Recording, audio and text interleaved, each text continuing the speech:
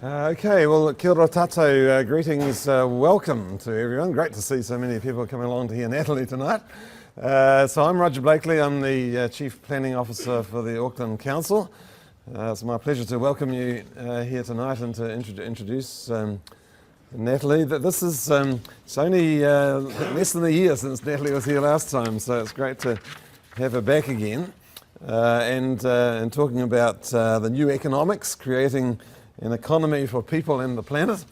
And I was just talking to Billy before, who's described all the people that Natalie's been going to see while she's been here, including our Treasury, who have a... my son used to work for the Treasury, so I say that with some affection. They have a wellbeing framework in the Treasury, you'll be pleased to know. And Natalie's been talking to them and the Bank of New Zealand and talking to community and non-government organisations and our councillors and local boards. So it's always very stimulating to have her here. And so just in case you don't know all about her, let me just tell you a bit about her. So the New Economics Foundation is the United Kingdom's leading think tank promoting social, economic and environmental justice. And as I understand it, it's all about how do you put people at the centre, or how do you put people's well-being at the centre of thinking around economics. And so their purpose is to bring about a great transition to reform the economy so that it works for people and the planet. And the acronym is NEF, standing for New Economics Foundation. And NEF Consulting is a social enterprise founded and owned by the New Economics Foundation to help public, private and third sector organisations put NEF's ideas into action. Natalie specialises in strategy development and social impact frameworks across criminal justice, the women's sector, international development and social businesses. She has led NEF Consulting's work internationally, brokering partnerships in Australia, Thailand, Canada, Brazil and Russia and India and South Africa. Natalie is passionate about the potential for new business models to drive a new economy that maximises the well-being of society within environmental limits. It sounds a perfect prescription of what's in the Auckland plan, so it's great to have Natalie here. I'm going to hand the microphone on to her. We've only got one microphone tonight, so Natalie will conduct the questions and answer session from her own up here, but then I'll come back for a vote of thanks at the end. Thank you, Roger. Thank you, Natalie. And so we're just having a few...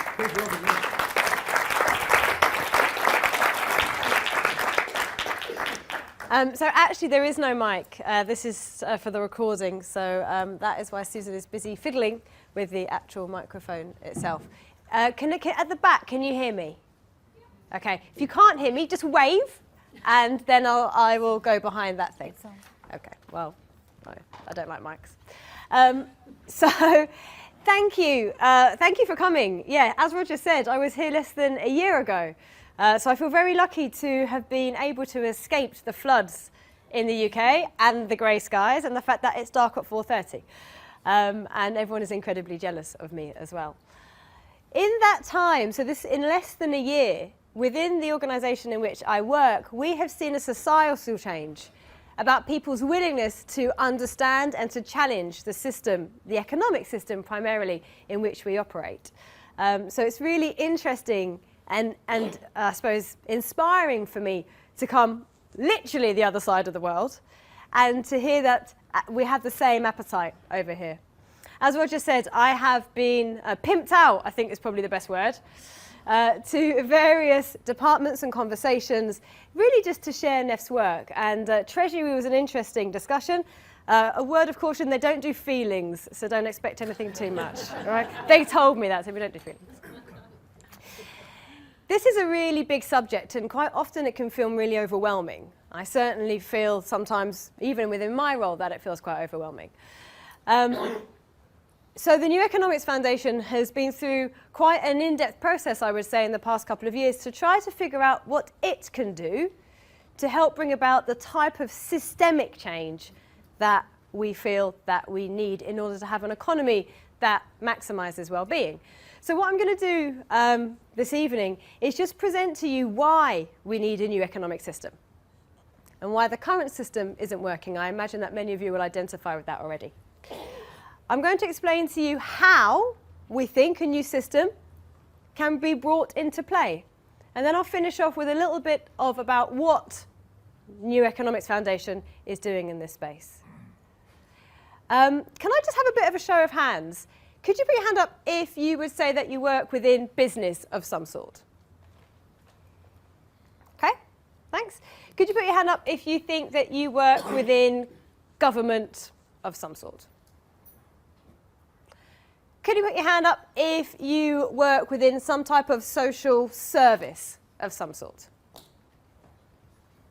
Okay.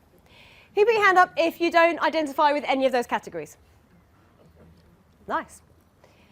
Put your hand up if you're a student.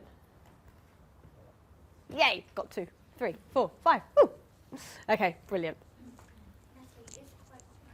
Yeah, okay.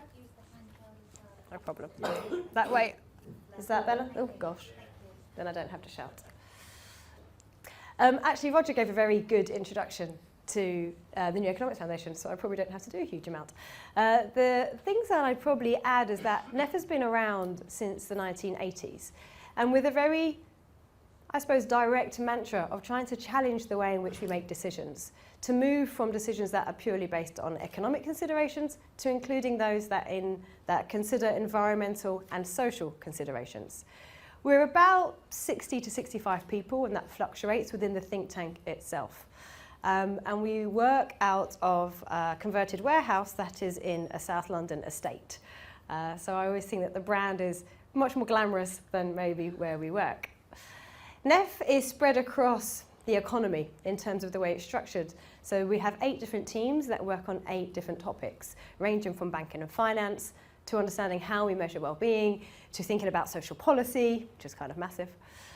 And we have quite a strong belief, I suppose, within our history that metrics are one of the ways in which we can challenge the way that decisions are made, but not just metrics. Sometimes people explain NEF as a think and do tank, and a lot of our work is action research. That means we work with people, with communities, with individuals to try to understand what matters to them and create solutions that will allow what matters to them to be taken account into decision making. As Roger said, NEF Consulting is a social enterprise. We're 6 years old, and that's where I sit. And that's why I have the wonderful job of being able to come and speak to you guys about what we do. The aim was to really disseminate NEF's work. Academics, think tanks are really good at thinking, but not very good at then going and speaking about it or embedding it. And so my job and my team's job is about putting that in place with organisations and helping them, training them really, to be able to make the type of decisions they would like based on the type of world that they want. So why do we need a new economy? Why do we talk about this? There are 3 main challenges that we face, and they're all interlinked. Those of you that will be familiar with a systems thinking approach will recognise some of the kind of connections in this. The first one is that we have massive environmental limits.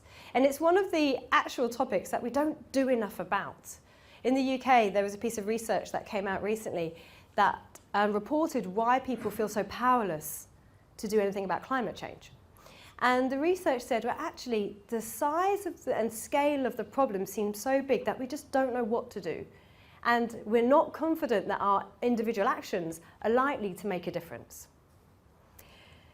For the first time in our industrialized and civil society, we're facing a situation where we have to work differently because we are using more planets worth of resources than we actually have.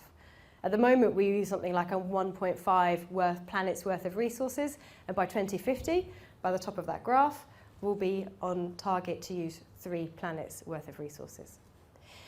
That blue line it says outside chance. That's the change, that's the scale of the change that we need to make if we're to avoid this 4-degree rise in temperature. And that edges us closer to catastrophic climate change. So the environmental limits is probably the biggest, newest pressing challenge that we're facing. From an economic perspective, we're seeing a divorcing of wage growth and prosperity growth. So this graph shows at the bottom 90% of the UK have seen practically no increase in wages since the 1990s. The top 10% have seen some, but the top 1% have seen an exponential increase in their wage growth. This is creating a massively unequal system. UK is one of the most unequal countries in the world. And so this is something that is very much at the forefront of our mind. And an unequal economy is an inefficient economy. From a societal perspective, we've seen increases in GDP, gross domestic product, our measure of success. And we've seen that increase relatively steadily, and then certainly much more in the last 20 years, since the 1970s. But we haven't seen the same increase in life satisfaction. So if an economist looks at this graph, they will think that we are economically inefficient at creating happiness. So what does all this mean? It means that there are challenges for institutions to be able to tackle them. There's a very unique and interesting survey that is done by an organisation called the Endelman Trust. They do a barometer of trust. And these are the latest results from 2014. And it ranks trust from NGOs, businesses, media and government. And the big challenge that we have, or that governments face globally, this is a global survey that's sent to 33,000 people, is that the lowest trust we have in our institutions is in government. NGOs have the greatest amount of trust, not by a huge amount, but still more. And businesses are second, although they were pretty low and they're climbing a little bit up the ranks. From a business perspective, there is, however, historically low trust in corporations. The World Economic Forum did a survey and it asked 130,000 people why they thought the crisis happened. So, global economic crisis. I think you guys call it global financial crisis, GFC. First time I ever heard that was over here and I went, what? And the people that answered the survey said 2/3 of them thought that it was a crisis of values as well as economy. And that 2/3 also thought that people practiced different values at home than they did at work. Now, I find this very interesting, and my fiancé asked me if I was going to talk about him in my speech, and I said I would. And the reason I was going to speak about him is because, and I won't name where he works, but he works for a financial institution, which is quite ironic, and he is the type of person that does not lie. He gets very, very upset and quite agitated if anyone lies. We have a goddaughter who's 13 and she's little white lies. I didn't wear makeup to school, but there's black eyeliner, so obviously she did. And he gets very annoyed about it. But at work, he thinks it's okay to lie in order to move forward. And I find that a very interesting anecdote to try to understand the extent to which it's him as a person or the extent to which it's a system. I'm not sure which, but I think there are different values that are practiced at home than at work. One of the European universities also did a business attitude survey in 2012, and 76% of the respondents thought that businesses should be measured on more than just their financial performance. They should be measured on their impact that they make on the economy. And lastly, on the Endelman Trust Barometer recently, and I'll read some of these out, there was particularly low levels of trust in businesses to solve social or societal issues, or to tell you the truth regardless of how complex or unpopular it is. So 19% and 20% respectively. So trust is a problem, because if we don't trust in our institutions, then we go into this mode of survival, and that mode of survival stops us collaborating, and it stops us working together to be able to get out of a problem, or to be able to aspire to something that's more positive. This graph just shows the kind of comparative lack of trust in business and government, with government trailing behind businesses. Now, this is global. I did have a look and see if New Zealand was on there, and New Zealand wasn't. So it's not all of the countries in the world. So don't take this as read for you. But globally, it means that we are in a bit of a difficult situation in terms of society's perception of those that are in charge and are responsible for making decisions about our welfare and our well-being. So at NEF, we say there are 4 U's of the economy. The fact that it's unfair, there are some systemic disadvantages. Some people are excluded from certain markets. We have a housing crisis. I think many countries have affordability housing problems.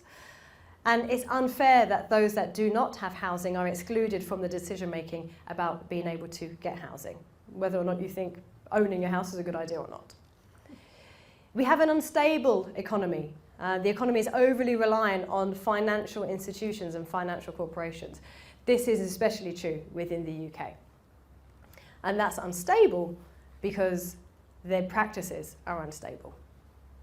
And as we've seen, there's been a decoupling or this divorcing of value of organisations and businesses related to the number of jobs they have and the amount of productivity they have in those jobs compared to them not having jobs. So the example that is kind of bugging me at the moment is the fact that an app called WhatsApp was sold this week or at the end of last week to Facebook for $18 billion, and it employs 40 people. And there are some organisations that don't have that same market capitalisation and that do not employ only 40 people. So if we can't rely on having more jobs to increase our productivity, then how are we going to address this issue of inequality? And we're unhappy, globally at least. Costa Rica is the happiest country in the world, FYI, compared to how much resource they use. But globally, we are unhappy. We're not as happy as we could be. And we're unsustainable. We have to face the fact that we're using more resources. We can't carry on using 1.5 planets. I mean, I can't really figure that out in my head, but I'm sure that means that we're not going to be here as long as we should be, right? What's quite interesting is since the Second World War, the economy has been built more for efficiency than for resilience, right? So if we look back in history, and I'll give you a little bit more information of this in a moment, then we see that we've been in this mantra of manufacture, use, dispose. And if we build stuff, then we create jobs, and if we create jobs, then we create spending, and that comes back in the economy, and that allows productivity. But the times have changed, and actually we've now created economies that are not so resilient as they are efficient. And with greater uncertainty, big in part by climate change, the floods in the UK are the first to have happened in 250 years. There's no way we could have predicted that. Doesn't matter how much government investment we'd have put into flood barriers. So with greater uncertainty means that we need to be focusing on building resilient communities, and I think you probably saw this in New Zealand, in Christchurch in particular. And also we've got this push-pull. As a global economy, we work towards growth, but we don't have enough resources to fuel that growth, and yet we're still trying to grow. So it's a bit complicated, really. Or if it's not complicated, then it's confusing, and most of the time quite overwhelming. So at NEF we say, well, surely there has to be a better way of organising the system. You know, I refuse to believe that this is the only way in which you can organise an economic system. Maybe I'm just young and impressionable.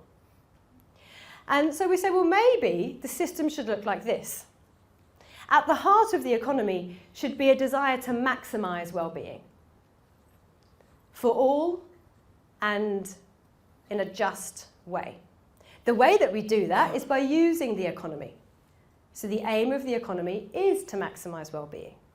It's to use the production, it's to use the resources, it's to use our skills so that we are focusing on making our societies flourish. My favourite well-being word. And we do that within environmental limits. Now, it's the environmental limits bit that makes much of this new, actually. Because we have to think of a different way of working, not just doing the same in the same way. So in order to put this into practice, it requires a new way of thinking, and that's really what NEF has been doing over the past 10, 15, 20 years. How can we think of different ways to interact with the state? How can we think of different ways to run businesses? How can we think of different ways to work with communities that allows us to put well-being at the heart and minimise our environmental resource use? So what is new economics? Well, it comes from systems thinking, like I said. So it recognises there's an interdependence, although actually that previous graph was quite linear. There's a relationship between your social, economic, and environmental activities, and therefore impact. You can't, our head of finance and business said to me recently, you can't divorce what finance pays for from the giving of finance, i.e. banks can't divorce what they give to the impact of what that is spent on, because it all has an impact, it's all interlinked. New economics privileges well-being, a bit like that model. And that's the indicator of progress, and that's what the conversation with your Treasury was about. Who, by the way, we are talking about in Europe, I have been asked to feed back to you, because they're doing such good work. And progressively thinking about how do you measure the success of New Zealand in a different way that is not over-reliant on one economic indicator. It focuses on what people need, not what people want. And this is the bit about the market not being as effective to meet people's needs or to regulate for negative environmental or social impact as it is for economic. It recognises planetary limits and it focuses on this common good, and we use this language of common good quite a lot. You know, what would all business look like if common good was at the heart? And for many it is. But we behave based on what we're incentivised on and based on the system in which we're in. And it looks at the systemic causes of harm. Neff's work is pretty hard-hitting in some senses. It doesn't want to work within the system, it wants to challenge the system. And so that we can invest resources in what we call upstream, which is around prevention. If we worked on well-being, and this is a lot of the conversations I've been having the past 3 days, if we invested in well-being and how people feel, then actually we are preventing some of those acute problems from happening later on. So I thought I'd give you a bit of a bit more detail on what we mean by well-being, because it's quite a big word, right? We kind of say it and everyone interprets it slightly differently. And I'll just take you really briefly through the way in which we see it at Neff. And this is based on about 10 to 14 years worth of research. So we have a whole team that is called the Centre for Wellbeing, and who has been working on naming well-being, on measuring it, and then putting it in place. Oh, I seem to have lost. Hello? No? Battery? Okay. I'm going to have to shut.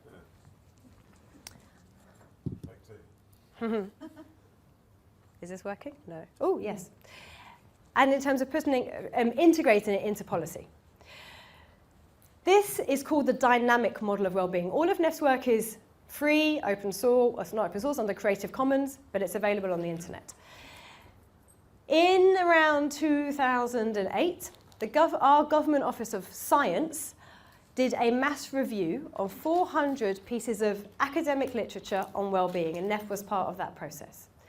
And the aim was to try to understand, what do we mean by well-being? How does it relate to mental health? How does it relate to psychology? How is it different? And this was the result, one of the results of that mass review. And it says, well, well-being is made up of two components. Our personal resources, which is the things that we have inside us, our self-esteem, our level of resilience, how optimistic we are. The things that are inherent to an extent, but can be influenced. And it's made up of our conditions, the system in which we're operating in, how much we earn, where we live, our level of social connections, our accessibility to services, to things that we need.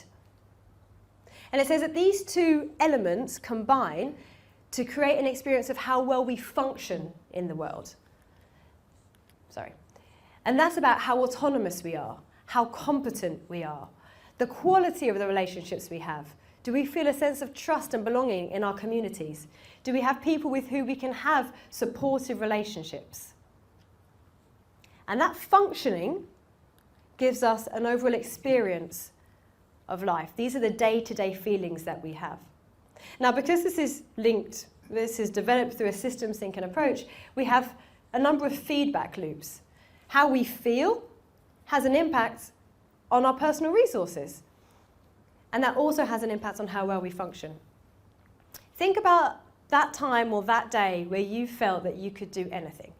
You felt you could conquer the world. You had really achieved, whether it was a piece of work, whether you'd navigated a really difficult relationship, a complex negotiation, whatever it is. And at that point, you felt really that you could achieve whatever you wanted to. This is part of how well-being works. And how we function then has an impact back on what we call our external conditions, because it allows us to proactively make decisions about it. Another way of thinking about it is our external conditions represent our material well-being, And the rest of the model is what we call our psychosocial. So the world that we want is one that puts this at the centre, that puts an understanding of how people function in the world at the centre of the decisions that are made. And all of that within environmental limits and within a fair and just system. Right, easy ask, right? Sure, do it tomorrow. So how can we create a new economy? And I get asked this question quite a lot, actually. And the answer isn't very straightforward. So I'm going to take you through our learning journey on how we think it could be created, certainly within our country. And then I'm going to push it back onto you guys. This wasn't just a one-way conversation. So firstly, we can recognise that other people are also talking about this. Other people are talking about the system not working in the best way that it could. Our government has started to measure well-being. The French government has started to talk about measuring well-being. The OECD has started to talk about and has come up with an index of measuring well-being. You guys are thinking about measuring well-being. And at the World Economic Forum, this mass congregation that only has a 15% representation of women, of politicians and business people have talked about creating a new social covenant, and NEF is one of the two actors that are behind that. And it sounds like a grand word, doesn't it? It's basically principles on having a good world, that we should treat each other well and that we should respect the planet. Not rocket science, but it is gaining traction with people who would not necessarily think that they're the most important things in their businesses or worlds. And there are exciting initiatives. There are loads that I could have put up here, but I just kind of wanted to pull out the ones that I thought were really cool. B-Lab and benefit corporations is a movement that has started in the US, and they are going state to change the legislation so that businesses don't just have a duty to make a financial profit, a financial return. That duty is broader, and the duty is about creating social and environmental value. Now, each country is different. Europe is also different. But this is about creating a license to operate for businesses and social enterprises and organisations who want to have a wider remit than just financial gain as their measure of success. So people are saying we need a major change. The first thing to recognise is that we're not alone, which is quite nice for NEF. And the other thing that it's important for us to realise is that we can learn from history. And there are actually two major shifts that have happened since the 1930s. Two kind of major economic systemic shifts. The first one is a move to Keynesian economics. And this comes from an economist, Keynes, who prioritised the role of the collective and the role of the state as a way to achieving a happy and healthy economy. Now, the thinking came out after the Second World War and came after the 1930s. And the way in which he articulated his vision of economics was around stability and the role of employment, and hence the role of the state in that. So that was kind of one shift. Then in the 1970s and kind of early 1980s, neoliberal economics came into play, and that started to change the economic system. For the neoliberals, the aim of the economy was to keep inflation under control and release capital for investment. And they saw that as prioritising individual choices and the market. And that the market would regulate, and that they would regulate and would create efficiency and effectiveness. Sorry. I've been at NEF for too long. So what can we learn from these things? Well, that actually neither of these shifts happened through a revolution. They happened because there was political and policy change. So it's not necessarily the kind of screaming in the streets that's going to make that difference. It took more than a decade to take root. This stuff took time. It wasn't a quick change. And actually, both of them were born out of real crises. The first was the Second World War. That was Keynesian economics. And neoliberal economics, neoliberalism, came out of the oil crisis in the 1970s. So just evolutions of how people are thinking. In both situations, there was a shift in values, and we're going to come back to this word of values because it's really important for the new economy. We went from a kind of collective for common good to individualism for common good, and it's important to recognise that there is a belief that it was for common good, of course. So the question at NEF we ask ourselves was, well, what can we learn that's relevant now? Because we don't think the system is working. We can envisage a new system, but we need to get from A to B. And we can't do that by shouting and screaming. So how do we do that? And how can we learn from what has happened? Well, there are these two pairs of change that we have identified are common in both those shifts. The first one is about discrediting the old system, i.e., the global financial crisis happened in 2008, we have rising inequality, the system in which we're in isn't working, right? The whole bit that I said at the beginning. And part of discrediting the system is then being able to champion a clear vision of what the alternative looks like.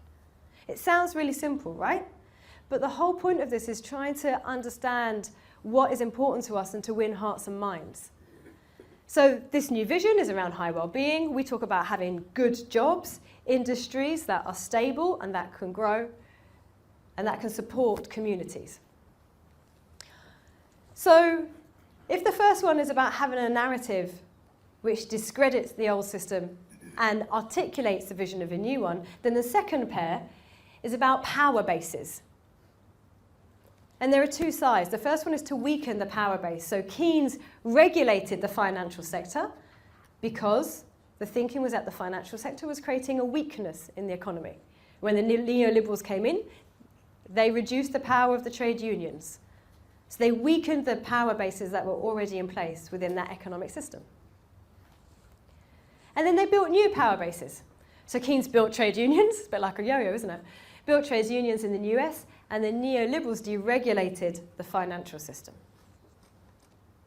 So what do they look like for us? If we are going to move towards an economy that has limited planetary resources and we have to think differently, how do we discredit the system?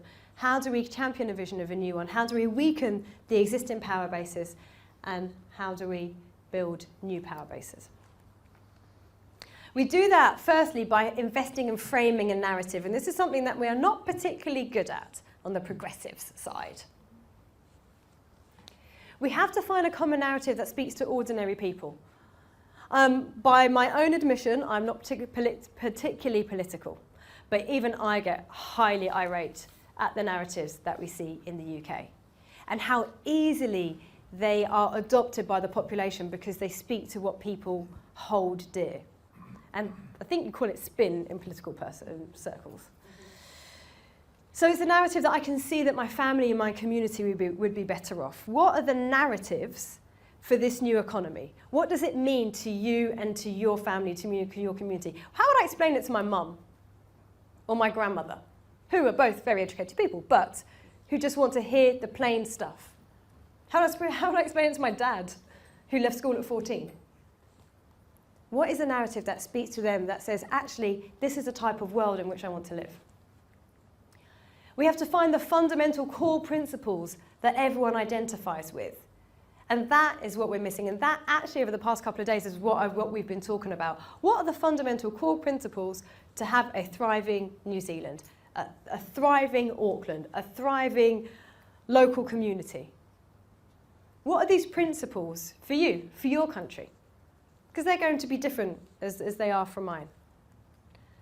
And let's invest in these frames. That means invest in the discrediting of the old system and the developing of the vision of the new one. Big guys versus little guys. Everyone hates the idea that other people don't pay taxes because we don't like the idea that there is inequality. We don't like the idea that we can't trust that everyone will have to do the same thing. And if we don't trust, then we start being defensive and we don't collaborate. One of our frames, this is a report that was called Framing the Economy, the austerity story. We have an austerity policy in the UK, so the government is not spending while everyone else is not spending. And And one of the narratives, one of the frames is around treading water, that we have this economy that is literally just treading water. We're stagnant. We've got stagnating well-being. We're not moving forward as a result. So we need to invest in these frames, identify what the narrative is that's common, agree some core principles, and invest in ways of communicating that to normal people. So that's kind of how we are working towards this new economy. Sometimes I get that people feel quite disappointed that we don't have an answer. That is, I think, quite a good answer, in the sense that it has to be meaningful to you. And it is about understanding how change happens over time. So what are we working on at NEF? In our 60 people in our converted warehouse. Oops. Well, firstly, the scale of the task is quite daunting. It's a bit like climate change. Oh, yeah, let's change the economy tomorrow. And we're only 60 people. So we have really identified that one of the things that we can do is to create the space for these conversations. We know that civil society works in silos. We interact with civil society all the time, not-for-profits, community organisations, governments, businesses. And everyone, I find it really interesting, everyone who thinks they've got a good idea or thinks they're doing the right thing does it in their own little way. And they focus on doing it in their world, rather than necessarily coming together. Not purposefully, but that means that we don't have the opportunity to share and the opportunity to create a vision together. And it means that we often try to operate just within the existing system. We're not challenging the system enough because we just want to make changes that we feel are manageable. And this is a big problem with the climate change movement. So we at NEF realised that we needed to align civil society around an economy that we want. And so we can create the principles upon which we want it. We want to convene people and help to rebuild those power structures and those power bases. And so that's what we do with the new Economic Organisers Network. It's a network, it's a movement. We are hosting a movement. And what we did is we invited people who are motivated for social change within different organisations that we knew at first, within the network, and now is open for other people to join, and they tell people. And all we're doing, and not saying all we're doing, if NEF heard me, they'd be sad, but all we are doing is creating this space to have the conversation and giving some, I suppose, education or information about the economy. So we get quite a lot of people who come and say, it doesn't feel right, something just doesn't feel right, but I don't know what it is. And that's part of our role, is to explain some of the details and the mechanisms behind it. We provide some access to leadership, learning. It's free. You guys can join. And people have conversations. What they do is a lot of email traffic. A lot of it is part of realising that you're not alone and trying to develop these frames and these principles that are meaningful to us and our economy. And we're developing our ever-growing narrative. So this is a summary of the type of stuff that we're doing. We have a team that works on banking and finance. And the primary aim there is to democratise money. I'm not really too sure what that means. But about over 90% of the money in the UK is made by private banks. And they invest that money without particular guidance. How amazing would it be if we could direct more of that investment towards a green economy, towards the type of infrastructure that we need, towards the type of good jobs that we need to be created in stable industries, climate change, etc. So there's a whole team that works on how do we change our financial system. There's a lot of our work that is about power and changing power bases and distributing resources more equally. Back to our tackling inequality. So ownership is a big deal. How do we democratise ownership? Why is it that there are a few owners of an organisation or a business that get to reap benefits? What type of system would be in place for the surpluses of those organisations to be redistributed back down? Or how do we democratise it in such a way that stakeholders are part of managing institutions? And there are some good examples of this. Stakeholder banks, network governance, breaking down a governance model so that we have better information that goes up and then better decisions that come down. organisations that are mutuals, that are cooperatives? How can we distribute these resources much more equally? And we have the new social covenant that we're working quite hard on. And these are the 3 principles upon which it's based. The dignity of the person, that the common good transcends individual interest. That has a big link to ownership models. The more that you divest ownership, the more that you're working for a common good, not an individual interest. And how do we have long-term stewardship of the planet? In terms of business in the economy, these are the ways in which we envisage business to work. And I suppose we go on to business because government, business, and civil society are the 3 main pillars that affect how we interact with each other. It's about having a purpose which is for common good, back to our social covenant. It's about having different structures, back to our ownership models, where stakeholders are more involved. It's about having incentives that are about the common good. And I get really excited when I speak to organisations that are what I would call social businesses or even mainstream business that's saying, yeah, we don't have to maximise profit, we could optimise it and think of a different way of working. Or if we're going to grow, we're going to decouple that from our environmental and social impact, who take a much broader view of the work that they do and the role that they play in society. How do we measure differently? Is quarterly reporting a really good idea when it's so short-term? How do we get away from this very short-term mentality, which means that we don't invest in things in the long term? And how do we finance things that have a social and environmental impact? We're looking at, oh dear. Okay. We're looking at a new social settlement. And what that means is it's a different relation. I'm going to walk now because then you guys can hear me. It's a different relationship between the state and society. So what does that look like? In the 21st century, what does the welfare state look like? You know, our welfare state was born out of the Second World War. And it's relatively top-down. If we don't have that same situation anymore, then how do we change up the role that we have? How do we organise local government? And there are some really interesting conversations that we've been having this week. What about common ownership over natural resources? Who owns ecosystems? How do we change the way in the way those resources are protected and nurtured? Okay. Do you have batteries in your pocket? Here we go. Oh, there we go. It's quite light, so I might still walk.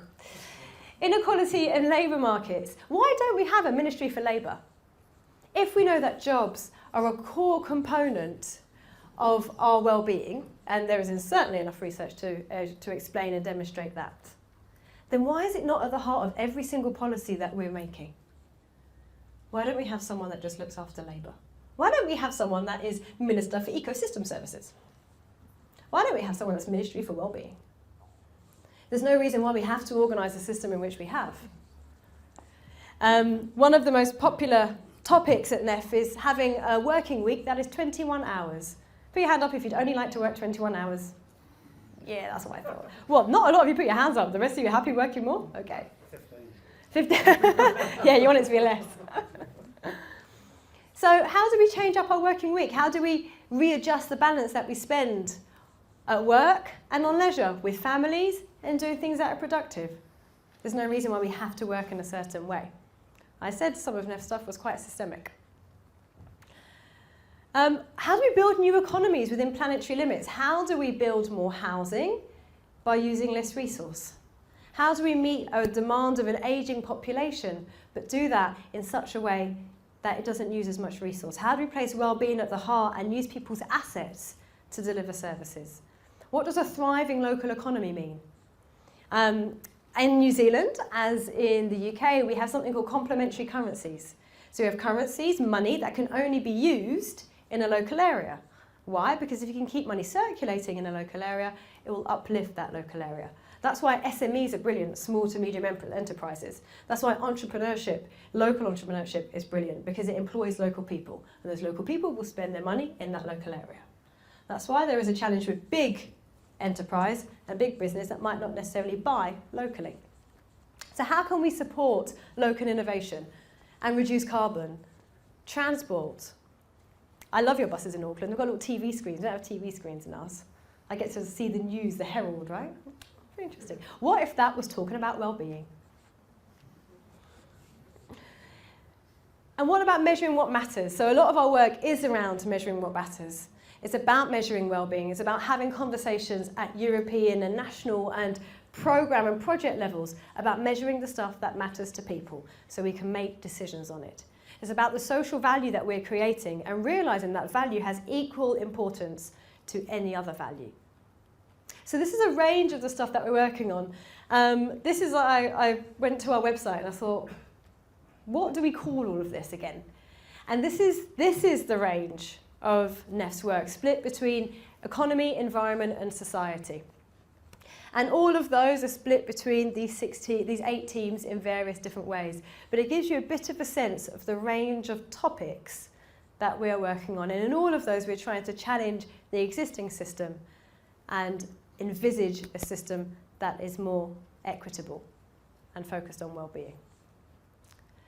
So what do we need in order to do some of this? Well, I suppose I'd like to leave you with a couple of things. We need the space to innovate. Ian Cheshire is the chief executive of Kingfisher, which is a multinational that buys and sells building kind of DIY stuff. So kind of like IKEA, but a bit more do-it-yourself.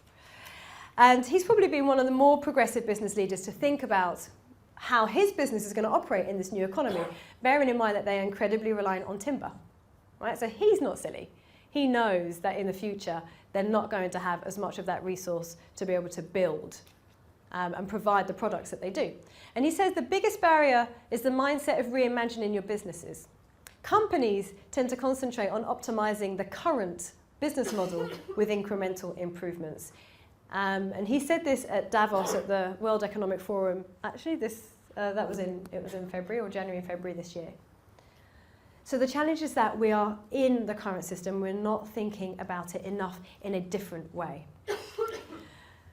The chief economist at NEF says this, which is a bit more systemic. Transforming the system will require more than a repetition of good examples.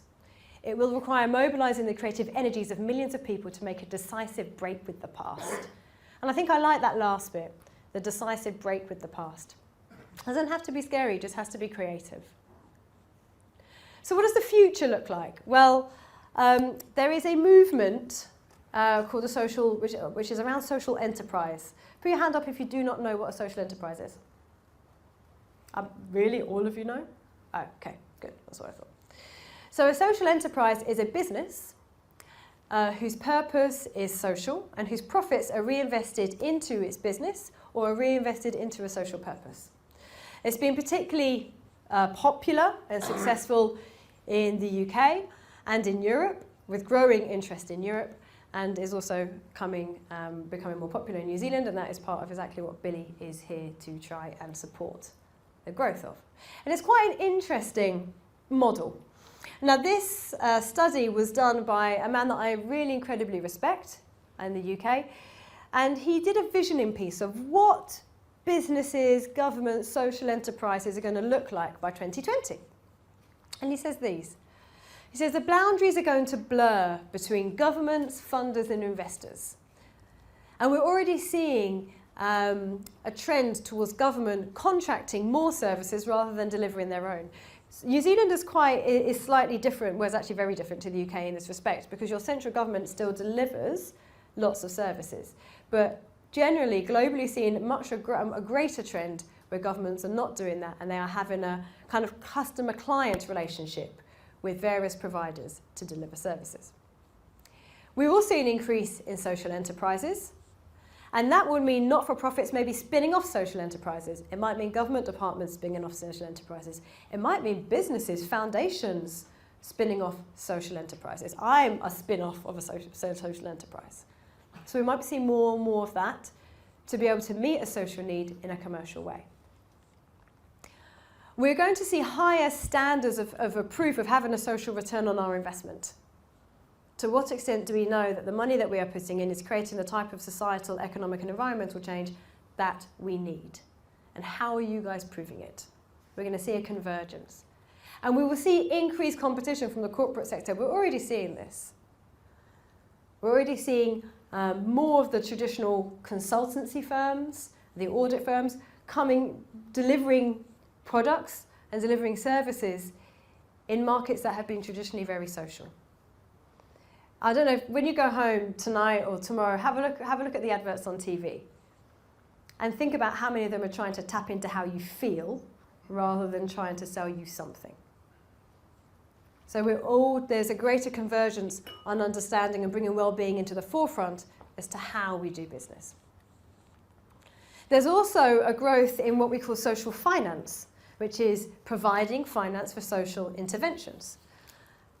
In the UK and also in the US, we have something called social impact bonds, which is basically getting money from the private or philanthropic sector to invest in something social. And if that social change happens, i.e. if we stop a number of people from going back into prison, if it's a criminal justice intervention, then a proportion of that return, the saving, is returned back to the investor. It is as yet unproven as to whether it works and the scale at which it works, but it's becoming more and more excitable, I think is the best way. And I was in Australia last week and it was certainly a hot topic there. So social finance becomes more mainstream. Then that means that we have financing for social interventions. That means there's going to be greater competition to be able to prove our worth in order to attract funds, which means that we have to be measuring that more effectively. So we will have gone from not necessarily measuring well-being and things that matter to actually measuring it because it's becoming part of our business as usual. And what I like about these kind of future visioning points is that actually that's the type of world I would like us to be in, where social value is at the heart of what we do and is seen as strategic and businesslike. So to leave you with, there is energy across the world to do things differently. It's not just you guys sitting here in this Auckland Council conversation because you were interested. There are other organisations and institutions that do want to envisage a different future. And I do believe that's set to increase. Because we have planetary limits, we have to think of a different way of doing stuff. We have to be more creative and innovative.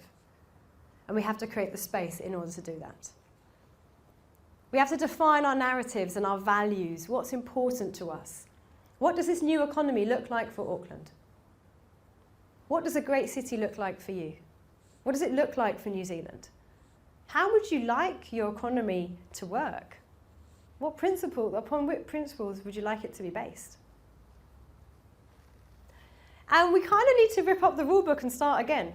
We need to reimagine because we have to stand from a different perspective. So this is the question I want to leave you with. What kind of economy do you want in New Zealand and what are the principles upon which you are going to have it? And if anyone's got any ideas, I'd love to hear it. Thank you very much.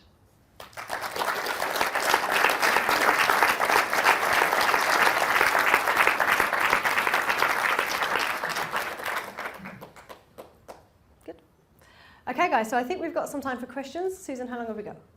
We'll go for 10 minutes. Okay, 10 minutes. Any questions? Yes, you were first. Thank you. About 40 years ago, there was a wave of thoughtful engagement with, I think, many of the issues that you have been talking about today, new values, new ideas. Even as I recall the book by Schumacher, Small is Beautiful, the study of economics as if people mattered. Yes. It seemed like you were kind of repeating. So my question, I think, is the challenge is, we didn't get there 40 years ago, but lessons were learned. Are you bringing forward the best of what we learned and incorporating it in your thinking today? Or do you think that nothing that took place 40 years ago has that much that we can learn from today? I would say yes and no in answer to those two questions. So yes, I would hope. I mean, I wasn't around 40 years ago. So all I can go on is the reading that I've read, which is Schumacher's book, and E.F. Schumacher was a German economist that certainly influenced a lot of the New Economics Foundation's thinking. We have a room named after him. And I would assume, And from reading the literature, that's the best of what has happened. And the thinking that had taken place is now in place. I think the challenge is not whether that thinking was very good, but was whether or not society, whether or not we were ready for it. And I think that's probably where the challenge with creating new movements always lies. To what extent are people ready? And what we're hoping at NEF, and we don't have a crystal ball, but like I said, I refuse to believe it's not possible. What we're hoping is that we're seeing a greater readiness. Now, things are not perfect. Things are, after the financial crisis, we are not reacting in a radically different way to how we were beforehand. There are still some practices as back to the business as usual, but we are seeing a greater groundswell of distrust and of a kind of a lack of acceptance of the status quo. And I suppose at NEF we hope to riding that wave and to push that wave in order to get us to a point where we might be able to put in place a type of economy and envision it as we would like. So yes, I'm sure there is a lot to have learned, and I would like to think that that has been included. And if anything I've read has gone by, then it is. What role do you think the advertising industry has in distorting our ideas of what our needs are, and how does one get the bad advertising out of the way? Politicians, of course, depend on advertising to a degree to get elected, so do you think that's a big part of the problem? Oh, so there are two questions there, if I've understood rightly. So one is, to what extent does advertising distort our view of what we think is important? And then to what extent does advertising play a role in politics and the election of politics? So I think there are probably two questions.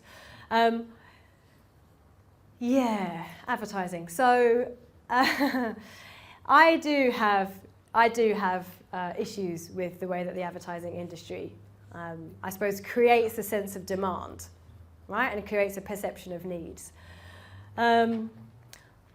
But I suppose the way I think about it in the same way I think of everything, if we place the right incentives and values at the heart of what is done, then that's how we change behaviour. I'm not saying that I don't have an opinion whether they should all shut down or not. I do think there is a perverse impact, as I think there is with media. So not just advertising. I think the media has a lot to answer for as well. But that is based on the principles and the values that we put forward as an economy. And then, from an individual perspective, the extent to which you engage with that or not. So I probably see that as a solution. I don't know if I have a massively kind of big opinion on the extent to which politicians use advertising. I do find it all a bit interesting when there are different advertising campaigns for politics. And I think that distracts from encouraging people to read the detail of what politicians are offering. And that's what we should be doing. We should be reading manifestos and understanding much more detail what different political parties are able to offer based on what's important to us. So I would say that the advertising is probably a distractor in that sense. Susan? Oh, she's over there. You probably have to wave up at Susan, then we've got a question down here.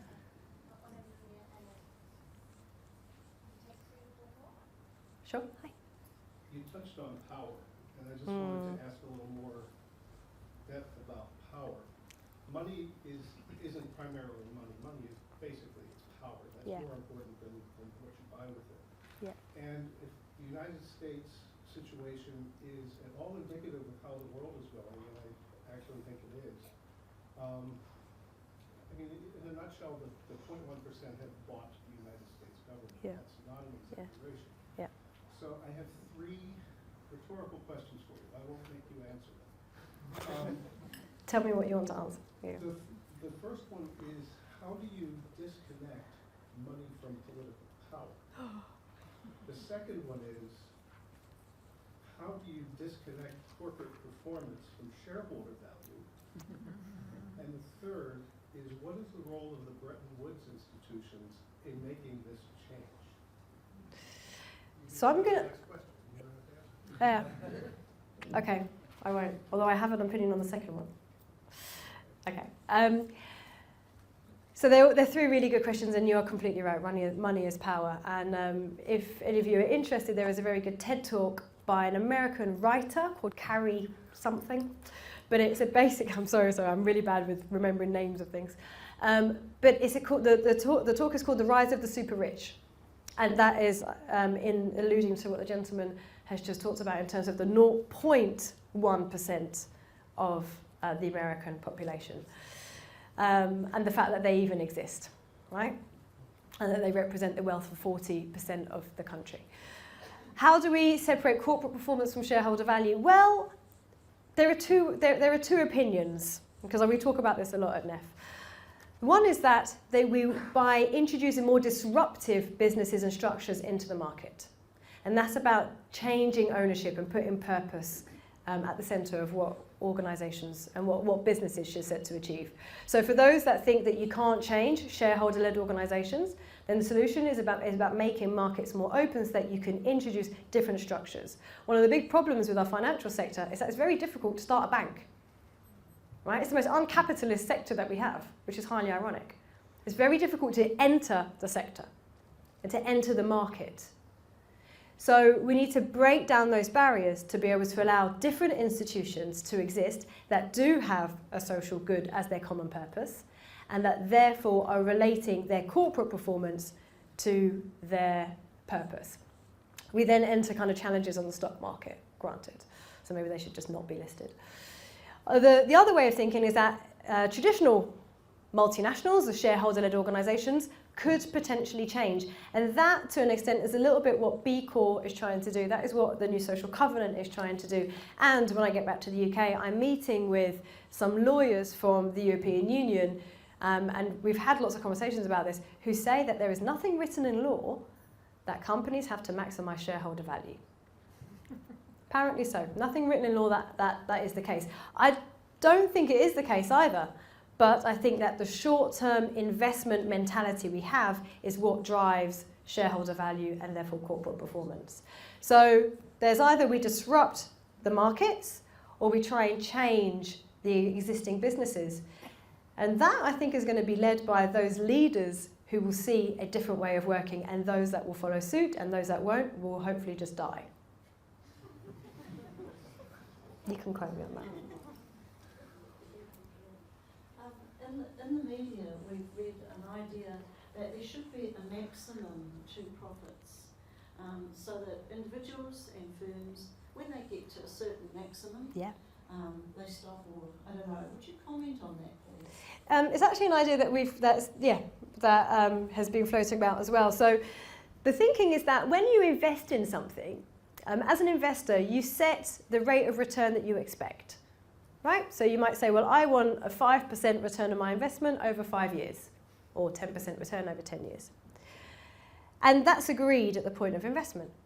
Anything above that, at the moment, goes back to the investor or goes to a small group of people, which might be the managers or the shareholders. Essentially, it goes to the shareholders. So the thinking that the lady is alluding to is, well, anything over and above that agreed rate of return should be reinvested and redistributed back into society. So I think my comment is, yes, we are thinking along the same lines, and what that looks like and how that works and how you convince people to do it is something different. But I personally quite like that idea, although my fiance, who works for a financial institution unnamed, tells me I'm mad. Or whatever. Don't listen to him. I was thinking of Google or Bill Gates with his untold billions. Is this right? Do we need it? There's a big conversation around that. But I think the interesting thing is to think differently. And, for the students that are here, and when I go back to the UK, I'm going to be speaking to a couple of universities about some of the things that we're doing. We have this idea, back to the slide that said we have growth and resources, right? And they're in opposition to each other. We have this idea that we constantly need to get more, but actually we don't, because at some point we're pretty just happy. In the UK, people's satisfaction with their salary peaks at £40,000. That's it's not really comparable, but it's like $80,000 here, right? We are the most happy at $40,000. Anything above that is diminishing returns. So there is this idea that we get to a point where it's just kind of enough. We're happy. How can we take that thinking and apply it to some of the institutions that allow us to redistribute our resources more equitably? So I like the thinking. I'll be really excited to see if I ever get involved and put it into practice. Maybe I'll just start a business and do it that way. There's been two things recently see in the media that feel like they go on the edge of trying out new systems, and one of them is the bitcoins and the other one is the basic income. And it's really interesting when these new things come out because suddenly it seems to polar. People either herald them as the total answer, or people say they're going to actually kill the economy. I guess I'm really curious on what the New Economics Foundation's opinion on both bitcoins and the basic income, especially with the referendum that's coming up in Switzerland. So I think it's very difficult for me to comment for NEF, so I can give you kind of my opinion. When you say basic income, because I'm not familiar with that terminology, do you mean, is that the same as living wage? No. The universal basic income that they've got a referendum up against in Switzerland. Oh, the one in Switzerland. The unconditional basic income or universal basic income. Okay. So everyone will get the same. Same regardless of their situation. So on the Bitcoin thing, again, it's an example of something that is disrupting a system. Whether or not it is the best answer, whether or not it is a really bad answer, it's making us have this conversation right now. And that is why it's good. And that's the same with the basic income. At the moment, I think it's very difficult to decide whether either of those are very strong policies. Well, Bitcoin isn't a policy, it's just a currency, as it were. There are some people that will think, well, Bitcoin can be used to spend on anything. It can be used to buy arms and drugs, because all it is a currency.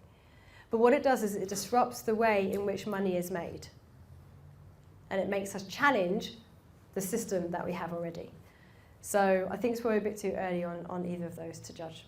But if you're having the conversation, then it means that it's a good thing, because it means that you're thinking differently. Okay, thanks, Susan. Yeah, just a very brief question. Sure. What you're talking about is quite a significant cultural change, and you're talking about Europe. Are these conversations also being held in other different cultures? And I'm talking about Asia or America. What's happening in those areas? Yeah, so I would say, do you mean South America or North America? Okay. I would say yes, they are, but it's still at the margins. It's still a group of progressives that haven't come up with a common narrative or a common set of principles or a way of engaging a population. So yes, they are, and that's why I like travelling. I mean, but like-minded people attract like-minded people, don't they? So when I speak, I preach to the converted. And that has always been our problem, is we preach to the converted. That's why I need to find a way of explaining this in a way that I can explain it to my dad. Within the economies of Asia and Africa, it is slightly different. So certainly NEF we do work with those economies, and especially the economies that are facing the same challenges we have, fewer financial resources, greater social demand for resources, means that we have to think differently. But by and large, I really believe in the power of people who are passionate about stuff and then make things happen. So yes, those conversations are happening, but not to the scale at which that we're going to achieve the type of change that we're talking about in the short term, which is why we need to invest much more in coming together collectively in creating those structures that allow us to have these conversations and in agreeing a set of values that are important to us if we want to have an economy that is good for all. Thank you very much, guys. Okay.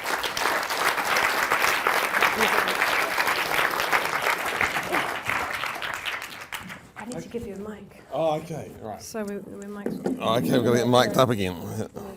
Thank you. Okay, there you go. Okay, well, I've got to draw this debate to an end because we all have to go home. But I just want to move a vote of thanks on behalf of you all for Natalie giving us again another very stimulating engagement, and you can tell by the depth of the questions and the answers that something that really touched a lot of nerves in this room. If I could just give you a couple of the take-home messages that I took out of Natalie's presentation. If I think around, in good policy analyst terms, you think about what was Natalie's problem definition to start with.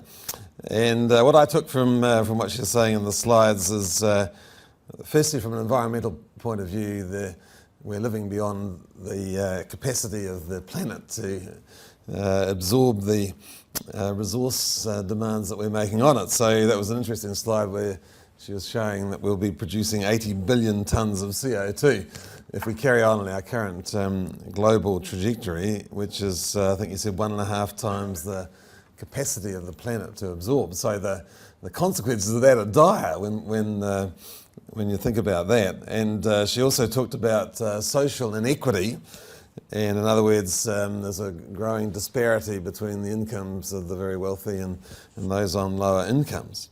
And the third point was there's a disparity between GDP going up, but happiness going horizontally. So I liked your comment that we're economically inefficient at creating happiness. So that was the kind of the problem definition. That the solution I took, you talked about the aim of the economy is to maximise social and environmental well-being while living within environmental limits.